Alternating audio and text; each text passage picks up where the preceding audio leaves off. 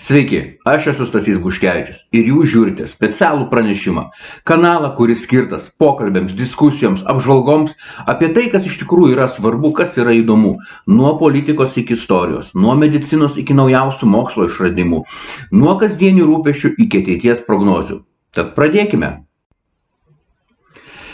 Šiandienos temą įkvėpė pastarojo meto labai neramus, tragiški ir kruvini įvykiai. Tiksliau, tų visų įvykių įbaugintiems žmonėms natūraliai kylantis klausimas. Ar tikrai mes artėjame trečiojo pasaulinio karo link, kaip bebaisiai tai beskambėtų, bet toks klausimas iš tikrųjų kyla. Ir ar tikrai mūsų visų laukia neišvengiama branduolinė apokalipsė. Natūralu, iš tikrųjų ir savaime yra suprantama, kad toks klausimas kyla, nes tai, kas vyksta pastaruoju metu aplink mus, kas vyksta pasaulyje, kas vyksta visai šalia, iš tikrųjų tarsi ir neduoda daug pagrindo optimizmui. Pasižiūrėkime, jau beveik 2 metai, kaip vyksta kruvinas ir baisus karas Ukrainoje. Rusija, pasitelkusi visą savo konvencinę jėgą, konvencinės pajėgas, bando tiesiog sunaikinti laisvą ir demokratišką valstybę, nesirenka priemonių, imasi žiauriausių metodų, sprogdina, naikina, žudo, kankina. Tai yra patys baisiausi dalykai iš principo, kurie yra vykę tarsi nuo Antrojo pasaulinio karo, bet mums taip atrodo iš tikrųjų. Toliau visai vėlgi šalia mūsų už sienos yra toks, ne visai irgi galbūt adekvatus bulvinis fiureris, kaip vadinamas, kolūkio fiureris Lukašenka, kuris yra savo draugelio Putino sąjungininkas, nuolat mus terrorizuojantis pabėgėlių ordomis, taip pat nevengiantis ir grasinimų nuolatinių. Toliau, tolimuosiuose rytuose Kinijos komunistai vis griežtina savo retoriką, vis agresyviau šiepia dantis Taivanio klausimu. Ir be viso to ne tik tai, kad tai yra retorika, tai yra gąsdinimas, bet iš esmės Kinija kaip ekonominė galybė pastaruoju metu labai daug investavo finansų, žmogiškų ir organizacinių išteklių į kariuomenės stiprinimą, sparčiai ginkluojasi, ieško alternatyvių energijos tiekimo šaltinių, apeinant Malakos sąsiaurį, kas kaip ir rodytų, indikuotų, kad galimas dalykas, kad jie iš tikrųjų ruošiasi kariniam konfliktui. Su tuo sutinka ir analitikai, žvalgybininkai, amerikiečių, kitų vakarų šalių. Yra požymiai, kurie rodo, kad yra tarsi ruošiamasi konfliktui. Kinija yra tikrai didžiulė galybė, ta prasme, tą reikia suprasti, suvokti ir ne veltui yra baiminamas iš vienos pusės. Toliau, ką tik tai patys naujausi įvykiai, sprogo artimuosiuose rytuose ilgai tvinkęs neapykantos pūlinys. Hamas, tai yra palestiniečių teroristinė grupuotė, kuri valdo iš esmės yra įkūrusi kaip tokia kvazi valstybė Gazos ruože, taip vadinamam. Jie brutaliai atakavo Izraelį, įsiveržė, tai buvo ne kažkoks vienkartinis teroro aktas, iš principo tai buvo invazija irgi suverenė valstybė. Įvyko susidūrimas, karinis konfliktas labai aštrus, daug aukų, daug nužudytų. Be abejo, Izraelis iškart atsakė gan griežtai. Dabar vyksta oro bombardavimas teroristų infrastruktūros iš oro. Greičiausiai artimiausiam dienom įvyks ir antžeminė operacija. Iškart pasigirdo grasinimų iš aplinkinių valstybių, tarkim, Libano irgi teroristinė grupuotė Hezbollah pagrasino atidaryti tarsi antrąjį frontą, jeigu Izraelis ryšis antžeminė operacijai, nelieka nuošaly ir Iranas su savo grasinimais. Visa tai, kas vyksta, visą tai susumavus, iš tikrųjų paveikslas atrodo pakankamai niūrus. Ar ne? Ta prasme, tikrai optimizmui nėra daug vietos optimizmui, paveikslas, kaip ir sakiau, yra niūrus. Tai gal iš tikrųjų visa tai yra požymiai to, kad mūsų laukia kur kas baisesni, dar baisesni įvykiai ateityje. Gal tikrai jau verta ruošti konservų atsargas ir rausti bunkerius. Va ir pasvarstyti. Ramiai atmetę, kiek tai yra įmanoma atmetę emociją. Žmogus iš principo visiškai atmest emocijų negali, tai yra emocionali būtybė, bet įjunkim logiką ir pasvarstyti. Ar tikrai yra tai ir ar iš tikrųjų mums gresia ta trečias pasaulinis mums gresia ir branduolinė apokalipsė. Vienas iš karo bijančių, turiu galvoj to trečiojo baisinio visuotinio konflikto bijančių žmonių argumentas, vienas iš tų argumentų yra toks, kad jie sako, žiūrėkit, aplinkui vyksta karas čia, konfliktas čia, skerdynės ten, ginkluojasi viena kita šalis. Visa ta visuma, jie susieja viską į vieną ir sako, štai, mes žengiam į labai neramų laikotarpį, aplinkui vien konfliktai, vien karai, vadinasi, tai yra preliudija, tai yra pradžia kažko didelio, kažko baisaus. Tarsi visi tie atskiri konfliktai jų mintise susisieja savotiškai į vieną, tarsi kažkokį vieną paveikslą bendrą, kuris jau indikuoja viskas. Galbūt jau greitų laikų iš tikrųjų kils vienas didžiulis visą apimantis tas trečiasis pasaulinis karas. Negalima jų kaltinti, nes iš tikrųjų žmonija vis dar nėra pamiršusi dviejų baisių pasaulinių karų patirties. Jinai dar labai gyva istorinė atmintyje. Gaila, bet žmonės iš tikrųjų neišmoko tų dviejų karų patirčių, pamokų nieks neišmoko. Deja, klaidas žmonės yra linkę, bent jau tam tikrą dalimi apimtimi jas linkę kartoti. Tačiau, tas argumentas, kad mes įžengiam į kažkokį tai ypatingai neramų laikotarpį, jis gąsdina be abejo, nes tai tarsi sakoma, žiūrėkit, prieš tai buvo viskas tvarkoj, buvo ramu, nebuvo konfliktų, vien tik tai gėlės, vaivorykštės, poniai ir grožis gėlytės buvo.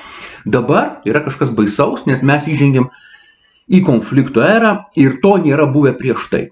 Bet ar tikrai? Ar tikrai yra tai buvę? Nesigilinkime į visą žmonijos istoriją, tam tikrai neužteks nei šitos, nei kitos laidos, bet paimkim naujausių laikų istoriją, nuo tarkim 45-ųjų po antro pasaulinio pabaigos, kada baigėsi dešimtis milijonų gyvybių nusinešęs baisiausias žmonijos istorija konfliktas, ar tikrai tada įsivyravo ramybė? Pasižiūrėkime. Iš karto po antro pasaulinio karo, praėjus tik tai metams, praktiškai pasaulis susiskirstė į du blokus, du priešiškus blokus. Vakarų demokratijos vienoje pusėje, komunistinės diktatūros kitoje. Ta laikotarpį jūs puikiai žinote kaip šalto karo pavadinimu. Deja, tas šaltasis karas nebuvo visiškai šaltas, tiesą sakant, jis buvo absoliučiai nešaltas. Vienas iš pirmųjų konfliktų – Korėjos karas. Šiaurės ir Pietų Korėja, tai yra karas, po kurio atsirado Šiaurės ir Pietų Korėja, diktatoriškoji šiaurė ir laisva demokratiški pietus. 3 metus truko. Kruvinas konfliktas. Įtraukė daugybę pasaulio šalių į jį. Vienoje pusėje komunistinė Korėja, Kinija, Sovietų sąjunga, kitoj jungtinių tautų palaiminta intervencija buvo iš vakarų, praktiškai sąjungininkai dalyvavo, dalis tų valstybių, kurios sudarė NATO bloką. Baisus konfliktas. Tarp kitko irgi buvo arti to, kad būtų panaudotas branduolinis ginklas, to neįvyko. Po 3 metų jisai baigėsi, bet tai buvo baisus žiaurus konfliktas ir negalima sakyti, kad po antrojo karo nebuvo kažkokio didelio baisaus karo buvo. Čia tik tai viena pirmoji kregždė. Toliau sekė konfliktai, vardykim, Vietnamas, kur tarp kitko amerikiečiai iš tikrųjų kovėsi ir visą laiką baiminosi, kaip dabar yra kalbama, didesnės eskalacijos, kada eina kalba apie Ukrainos ir Rusijos karą ir kada NATO remia remia Ukrainą, bet visą laiką pasigirsta tokių baimingų balsų, gal neskaluokim, gal duokim mažiau ginklų, gal ne tokios galios, nes labai įsitrauks Rusija.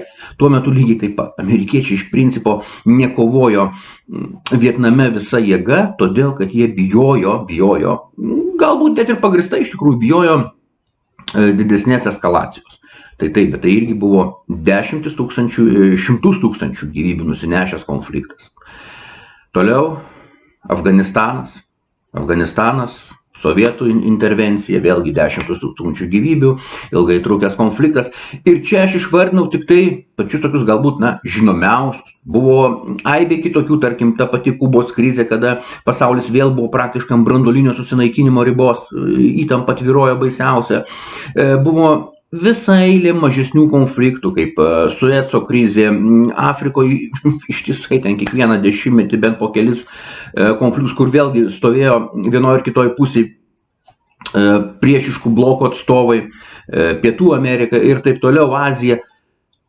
Pasaulis degė nuolat, nuo 45 iki 91, kada subyrėjo ta blogio imperija, Sovietų sąjunga.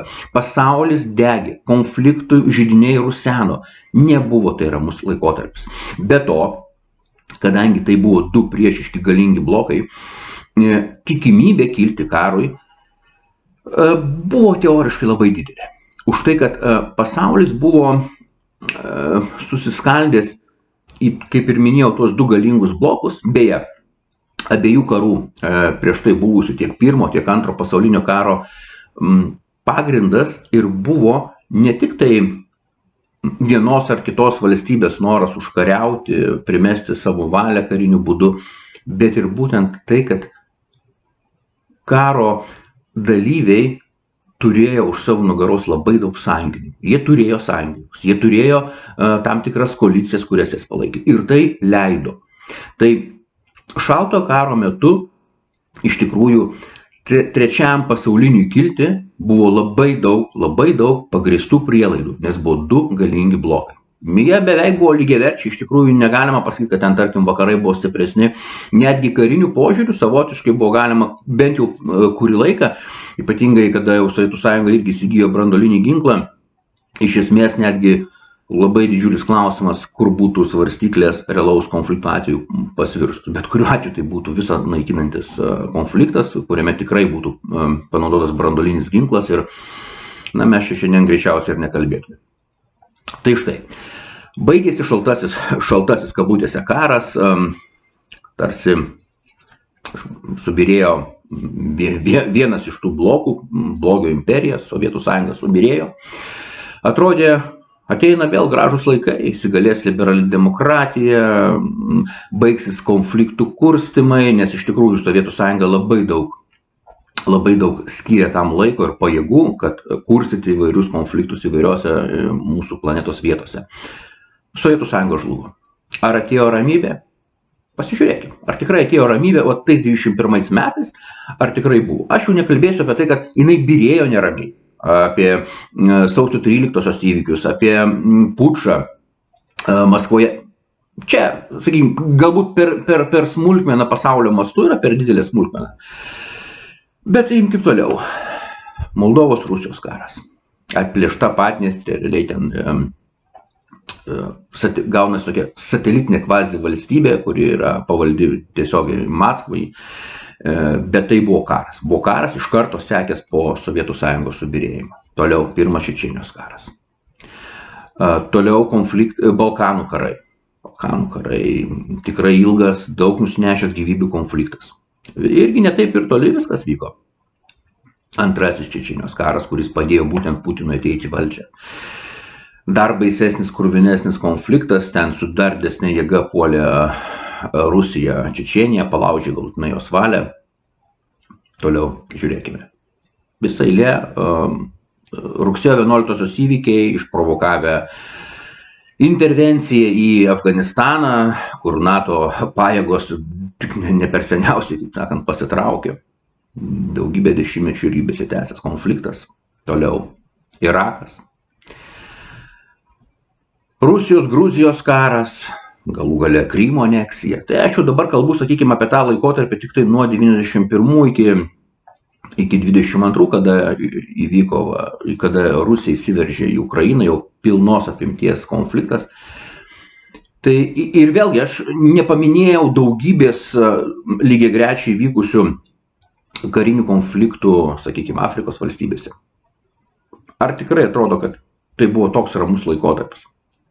Ar tikrai teisūs yra tie, kurie sako, va, dabar jau mes žengiam į labai tokių, ypatingai neramų laikotarpį. Teisingai. Dalis tiesos yra iš tikrųjų tokio karo, ten tokie, sakykime, buvo galbūt lokalesni, mažesni karai, tokio masto karo, kuris vyksta dabar visai šalia mūsų, tai yra Ukrainoje, tikrai nebuvo.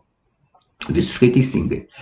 Bet, baiminantis visą apimančios tos branduolinės apokalipsės, reikia suvokti vieną dalyką, ką aš jau prieš tai ir minėjau, kaip kilo pirmieji du pasauliniai karai. Pasaulis buvo, ten, sakykime, pasaulis tuo metu, sakykime, tai yra praktiškai Europa, galima pasakyti, buvo pasidalinusi į blokus, sąjungas. Dabar, kaip bebūtų, vienintelė tikrai supergalybė, vienintelis blokas, kuriam ir mes priklausom, yra NATO. Analogo nėra. Kaip rusai mėgsta sakyti, analogov net, mirė. Nėra antro tokio bloko kaip NATO. Tai yra sudėjus bet ką ant svarstyklių, NATO blokas, jo svoris yra milžiniškas. Jisai nusveria viską. Kito tokio nėra. Rusija pradėjo karą prieš Ukrainą. Teisingai pradėjo. Ar jinai turi sąjungininkų? Ar jinai gali, kad pati Rusija negali pradėti vykdyti, ar net jau nekalbu apie laimėjimą trečiojo pasaulio. Tai yra faktas. Tai yra, iš principo, tai nėra nei ekonominė galybė, jos BVP toli gražu ne pirmam penketukė yra, tai nėra kažkokia supergalybė. Plus tai yra korumpuota valstybė, kurios ir armija ir visa kita yra išvogta. Tai nėra ta galybė, kuri galėtų kariauti su NATO bloko lygiavertiškai. Tai ne tikrai atmetamas šis variantas. Jeigu, sakykime taip, jeigu būtų noras ir galimybės, galbūt jau jie būtų vykdę karo veiksmus prieš NATO. Bet Putinas to nedarė. Kodėl? Nes irgi svėrė, matė, kad jis negali, nepajėgus kovoti prieš NATO. Ukraina, jo akimis žiūrint, lengvas kąsnelis turėjo būti. Jis įsivaizdavo, kad tai yra prorusiška beveik valstybė, didžioji dalis vos nepalaikys Rusiją, armija, kariuomenė Ukrainos tikrai nebuvo ypatingai gerai parengta, aprūpinta. Faktas, žvalgyba tą labai aiškiai rodė. Galvoja, vakarai, kaip visada papurkštaus, ten truputėlį vieną kitą sankciją įves ir panašiai. Jam taip mąstyti buvo pagrindo.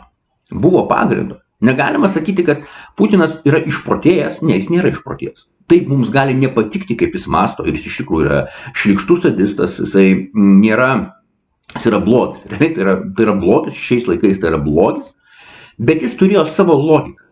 Jinai mums gali nepatikti, bet jinai yra.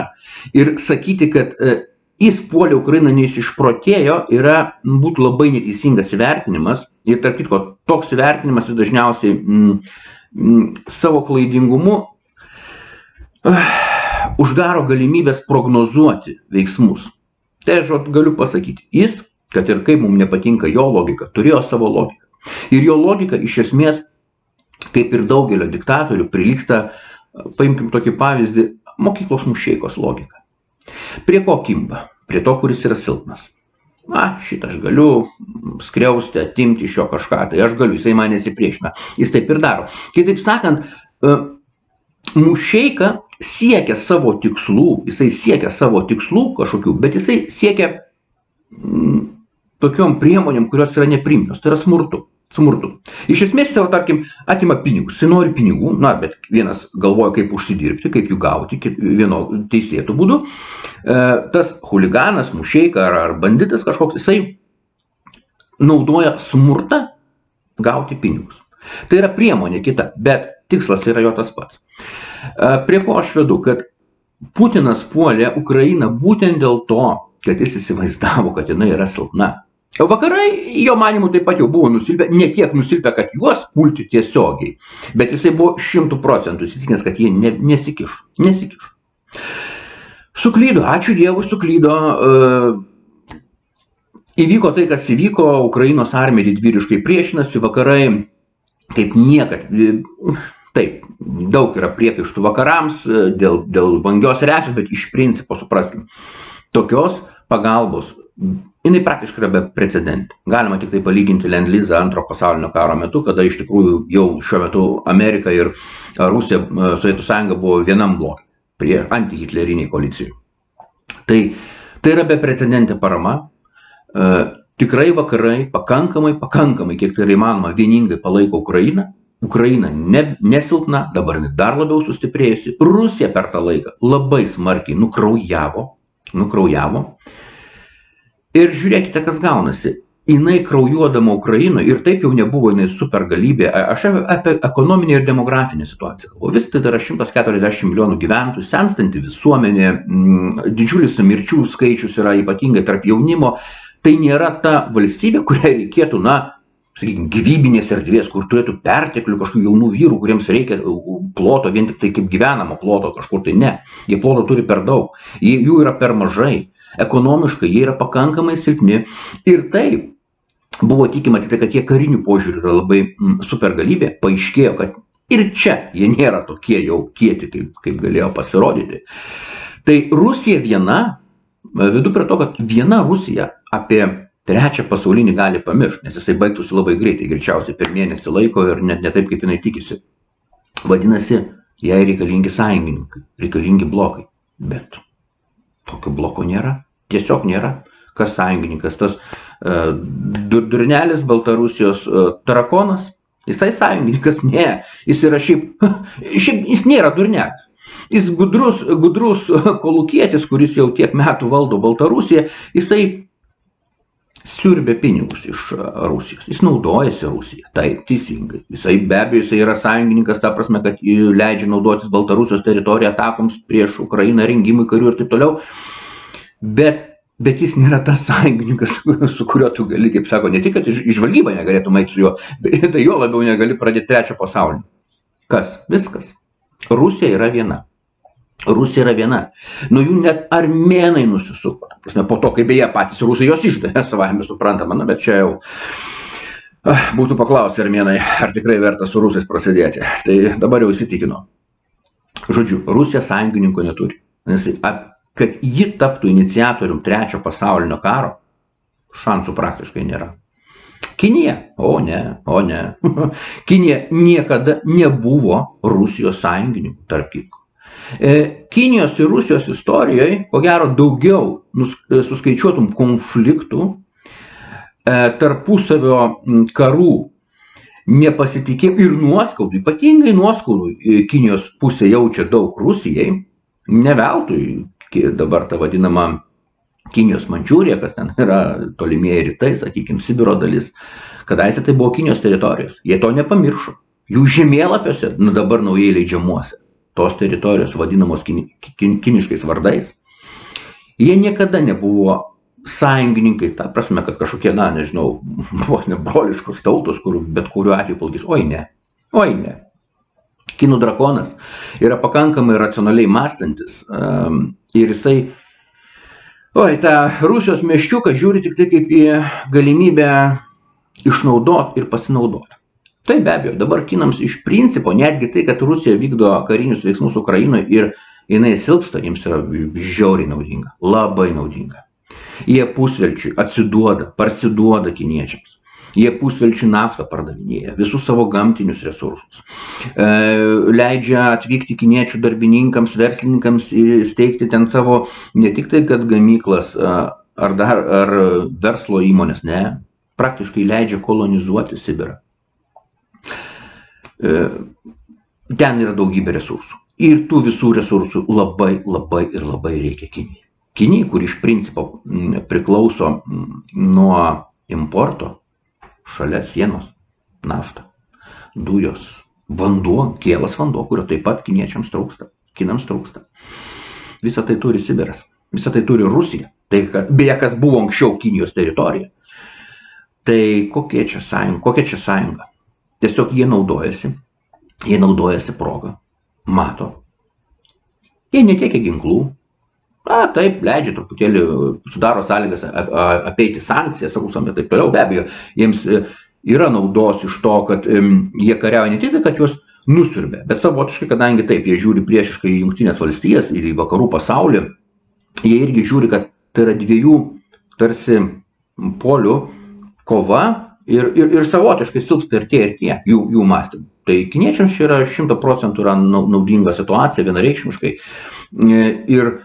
Bet tai nereiškia, kad jie stos Rusijos pusėn karo atveju. O kam? O kam jiems to reikia? Realiai, kam reikia kiniečiui dabar, pavyzdžiui, palaikyti nevykėlius rusus? Nevykėlius, kurie užstrigo Ukrainai. Ką jie to pasieks? Kinijos ekonomika yra labai tampriai susijusi su vakarų pasauliu. Labai. Visa Kinijos ekonominė galybė laikosi iš esmės ilgą laiką laikėsi ant pigios darbo jėgos, aišku, technologijų kopijavimų, copy-paste darydavo, plus pačios vakarų kompanijos ten kėlė savo įmonės vėlgi dėl tos pačios pigios darbo jėgos. Ir pagrindinis kinietiškų prekių vartotojas yra vakarai. Įsivaizduokim, ta prasme, jų ekonomika yra pakankamai trapi, kad ir kokia galybė yra didžiulė, jinai yra pakankamai trapi ekonomika. Užtektų tik tai nutrūkti visiems santykiams su vakarais, dėl ko kiniečiai ir nestoja atvirai Rusijos pusėn. Jeigu nutrūktų visi santykiai su vakarais, aš nekalbu, kas lauktų vakarų, aš kalbu šiuo atveju apie Kiniją. Jų ekonomika pradėtų byrėti tą pačią akimirką. Ir visa galybė dingtų. Dingtų kaip vėjo nupusta. Dabar jie išlošia visapusiškai. Prekyba su vakarais, pigus resursai iš Rusijos. Fantastika. Kam stoti karą? Kam? Jo labiau, kai tuoj paliesime ir kitą temą, nes jų laukia Taivanas. Taip, kad šiuo atveju Kinijos įsitraukimo tikėtis neverta. Kas ten dar liko? Koreja, Iranas, tai čia yra jau kiti žaidėjai. Toliau paimkim dabar artimieji rytai. Izraelis. Baisus įsiveržimas iš Palestinos teroristų pusės, kruvinas konfliktas, pabaigos dar kol kas nematyti. Ar tai prielaida trečiam pasauliniui? Tai kad jau buvo tokie atvejai. Ir tie atvejai buvo nuo pat Izraelio įsikūrimo. Ir netgi su dar didesnė galybė Izraelis kovojo, būdamas gerokai silpnesnėje situacijoje, būdamas gerokai prašiau pasiruošęs. Ir kovojo ir laimėjo. Ir nekilo, net ir tuo metu, trečias pasaulinis karas nekilo, kada, kaip ir sakiau, buvo realiai 2 blokai branduoliniai.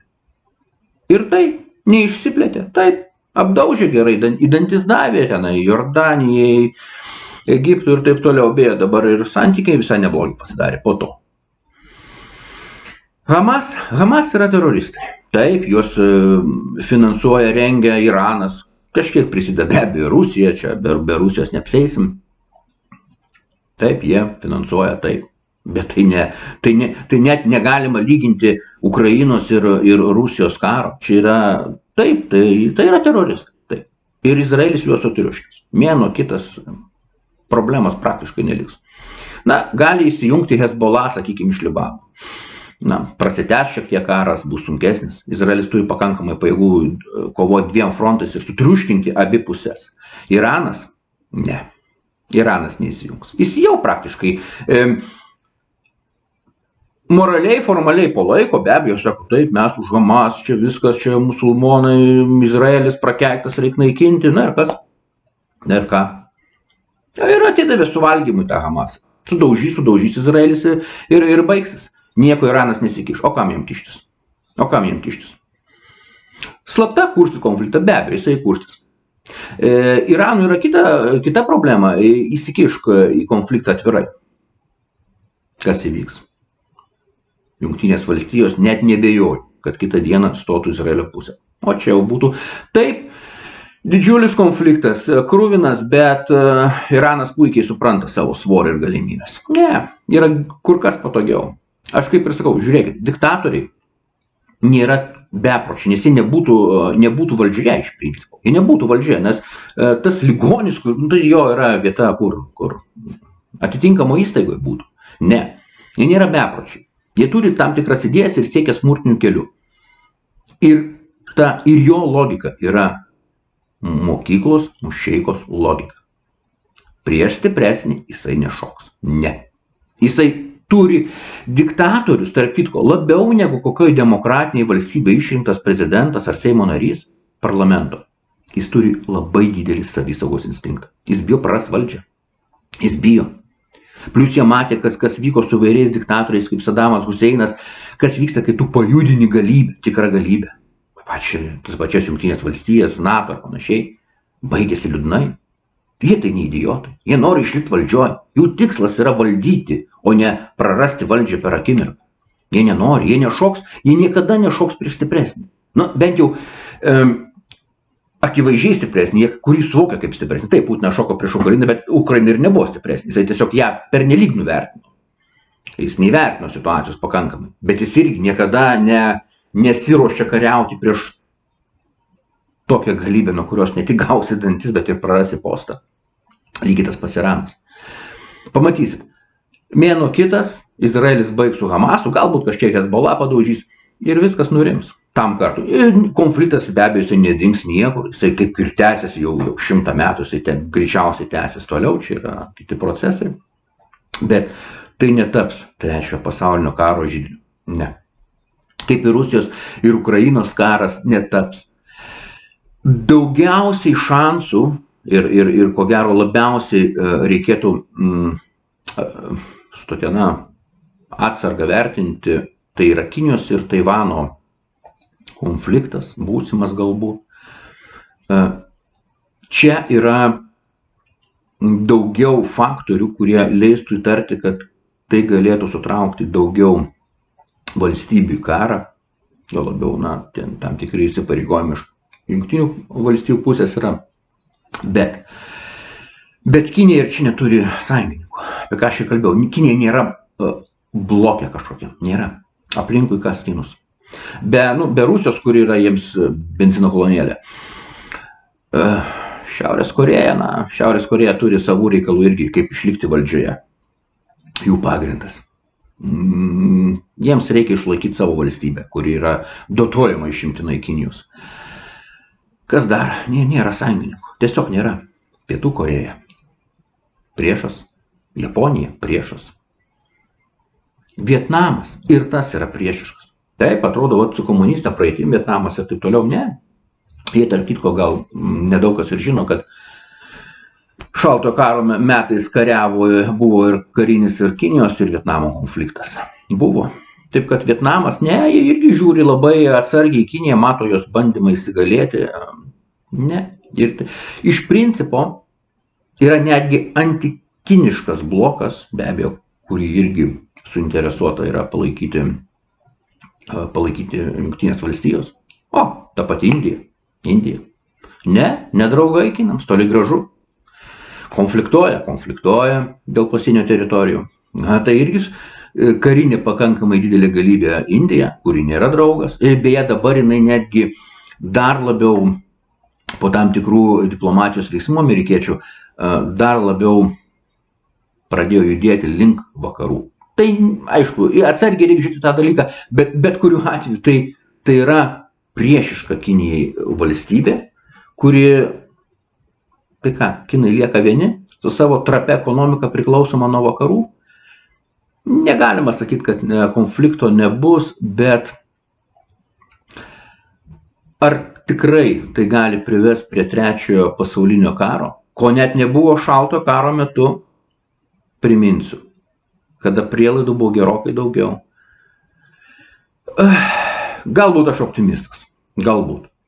Gal gyvenimas parodys, kad aš nedaug dievė, aišku, neteisus, bet kol kas nematau tiek daug prielaidų. Taip, aplink mus yra daug karų. Taip jie baisus, taip jie kruvini, bet ar tai virs vienu dideliu visapimančiu konfliktu, karu? Nemanau. Bet pradėjau klausti nuo to, ar reikia džiuvinti džiūvėsėlius, ruošti konservus, rausti bunkerį. Matot, nepaisant to, kad aš širdyje netikiu trečio pasaulinio karo galimybė, nepaisant to, kad esu įsitikinęs, kad Rusija tikrai bent jau artimiausių metų net nepuls NATO, o toliau jinai dar mažiau turės galimybių kažką padaryti. Kaip ir sakiau, išeinant iš tos logikos, kad diktatorius mąsto kaip mokyklos mušeika, jisai turi visada žinoti, kad jo priešininkas yra stiprus. O jisai tai žinos, tikrai žinos, žvalgyba jam leis tą suprasti, jeigu mes iš tikrųjų būsim stiprus. Ne vien stiprus ta prasme, kad esam NATO nariai, ne. Turim būti stiprus. Gal ne bunkerį reikia rausti, bet legaliai ginkluotis, stoti Šaulių sąjungą, eiti kariuomenę savanoriais. Aš čia kalbu, ką kiekvienas pilietis gali daryti. Valstybė be abejo irgi turi atlikti labai daug namų darbų. Kada būsim pasiruošę karui, greičiausiai gyvensim taikoje. Kągi, šiandienai šią temą ir užbaigsim, tokia, optimistinė, sakykim, gaida. Iki kitų susitikimų.